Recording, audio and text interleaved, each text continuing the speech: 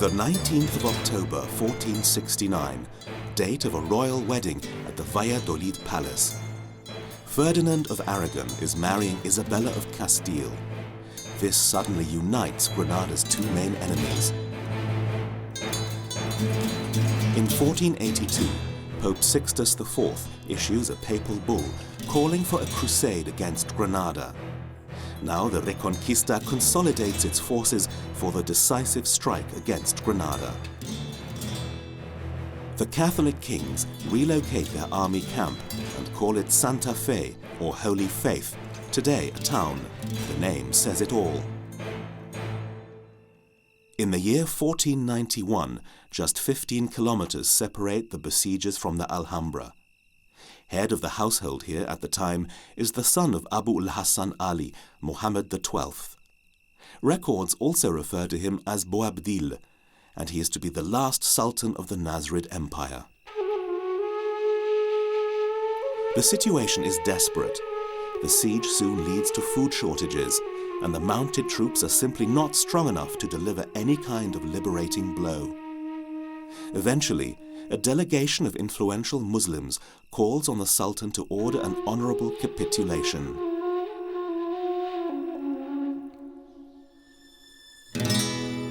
The opposing camps negotiate for weeks until the conditions for handover are agreed upon and set down in writing.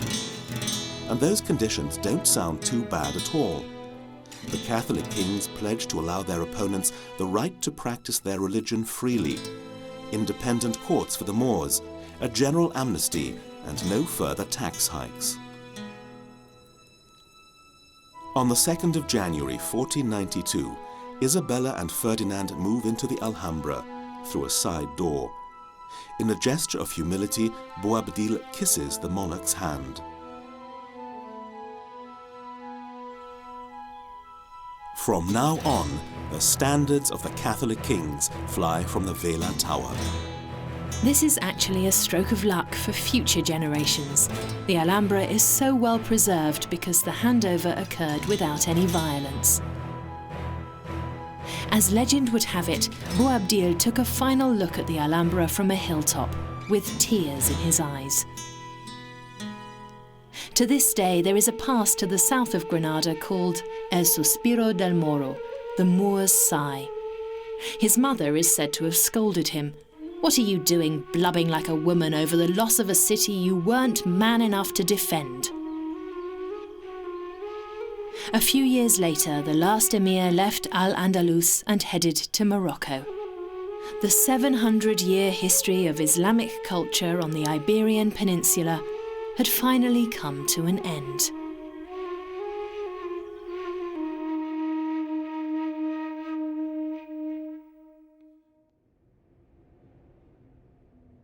Christianity triumphed and took possession of the spoils. Initially, the Catholic kings lived at the Alhambra as though under siege. The Muslim city beyond its walls was hostile to their presence, but they got on with the business of settling in. One of the first changes was the construction of a huge cistern. The new rulers didn't understand the Nasrids' elaborate water system, and there was no one to help them comprehend it either, as not only had the members of the royal household been expelled, but all the residents of the Medina as well. The magnificent mosque was immediately converted into a church, which was later replaced by today's Santa Maria de la Alhambra.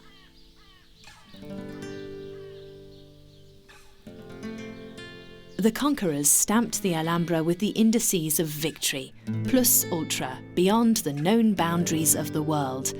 Later, this was to become the official motto of the Spanish kings. Isabella and Ferdinand were fascinated by the Nasrid architecture, but as much as they respected it, they wanted to customize it.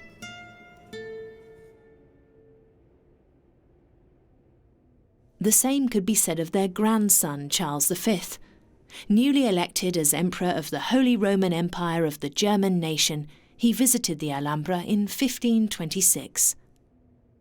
Deeply impressed, he declared that Granada should become an imperial seat within his empire, on which the sun never set. He initially ordered some reconstruction work for himself and his spouse, Isabel of Portugal. The new rooms are known today as the Emperor's Chambers. This tower is referred to in common parlance as the Queen's dressing room. The rulers really spoiled themselves here. Underfloor heating sent warm air flowing upwards into the room above. The decorative features are in Moorish style below and unabashed Renaissance above. Fresco painting the like of which you would expect to find in Italy.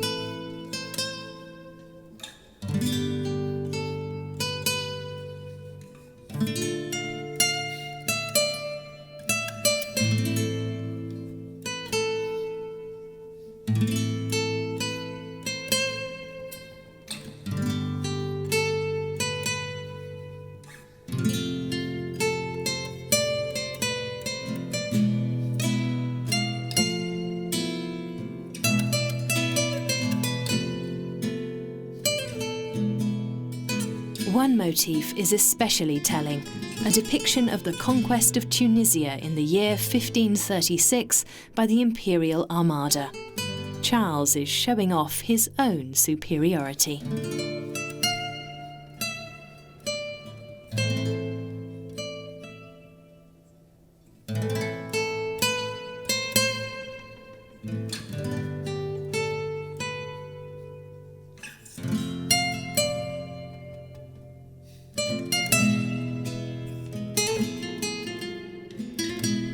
But there was still a need to create something momentous, a symbol, a palace massive and powerful, in a completely different architectural style to the gracious Nasrid palaces. As Emperor of the Holy Roman Empire, Charles V was successor to the Roman imperators. Renaissance architects looked to classical antiquity for their inspiration. In 1527, Pedro Machuca, a pupil of Michelangelo and Raphael, began building a palace. Charles left the old palaces standing as a yardstick by which to gauge the size of the new. He documented his aspirations on the facade. Two goddesses of victory hold the globe and the pillars of Hercules. In ancient legend, these represent the cliffs of Gibraltar, the end of the habitable world. Two angels set fire to the weapons with their torches. They're no longer needed. The emperor has enforced universal peace. But construction costs money, and funds were also required for the upkeep of the Nasrid palaces. That's why the emperor repeatedly raised taxes. Pressure on the Moriscos, or converted Moors, was stepped up. And not just financially. On the 7th of December 1526, the Granada city government had issued a decree. The Moriscos are obliged to learn the Castilian language within 3 years. All contracts and documents in Arabic are null and void. All manner of Morisco attire is banned. The wives of the Moriscos will cease to cover their faces. Religious cults are banned. The bathhouses, both public and private, are to be destroyed. The repressed Moriscos tried to defend themselves, and there were a number of rebellions and conspiracies, until 1609, when the Christian rulers finally expelled all Moors from the country. From that moment on, the Spanish crown imposed a one empire, one faith policy.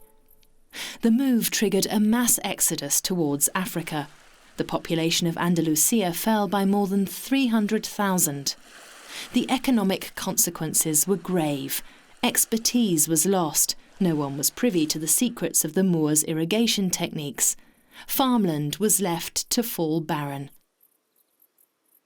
Work on the palace of Charles V was finally halted in 1637. The Alhambra fell into wrack and ruin.